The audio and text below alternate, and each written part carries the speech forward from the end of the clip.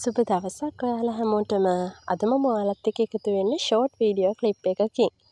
ඉතින් උදේ ඉඳලා පුංචි වැඩ කීපයක් තිබුණා. ඒ ටික කරලා හවස ගෙවල් අස් කරලා අතු ගාලා දැන් මේ ලෑස්ති වෙන්නේ හවස පහන තියන්න මට ඕනි විදිහට මල් වට්ටි දෙක හදාගන්න.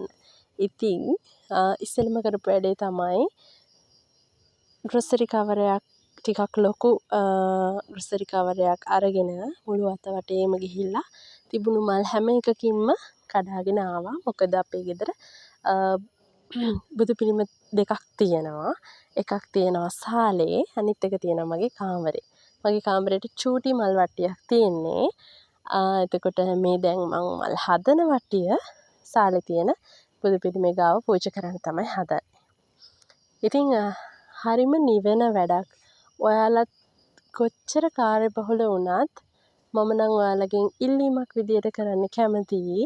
පුංචි වෙලාවක් අරගෙන මෙන්න මේ වගේ දෙයකට ඒ කාලේ යොදවන්න කියලා. ඇත්තටම මමත් ගොඩාක් කාර්යබහුලව හිටියා. මම රැකියාවක් කරන කාලේ මට ඇත්තටම බුදු පහන තියලා බුදුන් වඳින්නවත් වෙලාවක් තිබුණේ නැහැ. නමුත් ගොඩක් වෙලාවට මම ෂොප් එකේ ඒ දේ කරනවා. ඒත් ඉතින් කලාතුරකින් ඒකත් බැරි වෙන වෙලාවල් තියෙනවා.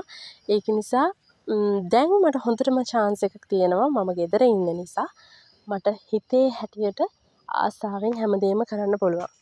ඇත්තටම අපිට ගොඩක් දේවල් මගහැරෙනවා මේ කාර්යබහුලත්වයත් එක්ක. ඉතින් කොච්චර කාර්යබහුල වුණත් මම නම් ඉල්ලන්නේ ගෙදර ඇවිත් පුංචි වෙලාවක් මේ වගේ දේවල් වලට වෙන් කරගන්න. ඒක කරලම බලන්න ඕන හිතට කොච්චර සැනසීමක් සැහැල්ලුවක් දැනෙනවද කියලා. මේ විදිහට ලොකු මල් වට්ටිය මම හදාගත්තා. පාට මල් හැම එකකින්ම මේ දවස්වල ගොඩාක් වැස්ස.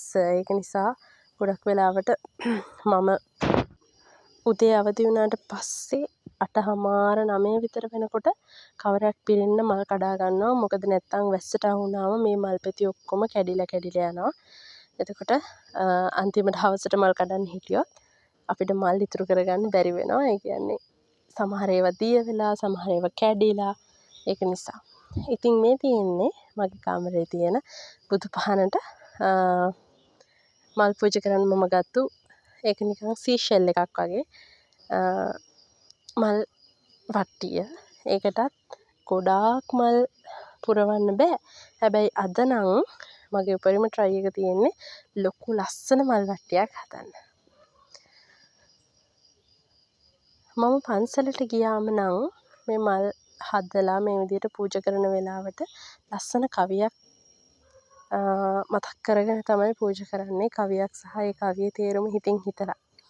ඔයාලටත් මම ඒක දැනගන්න කියන්නම්. දහම් පාසල් යන කාලේ ඉඳලා ওই කවිය මට හොඳට මතක තිබුණා.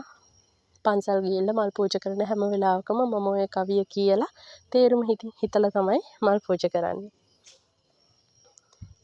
මේ මල් මෙන් සිත පිරිසිදු වේවා, මේ මල් මෙන් කය ගැන වැටහේවා,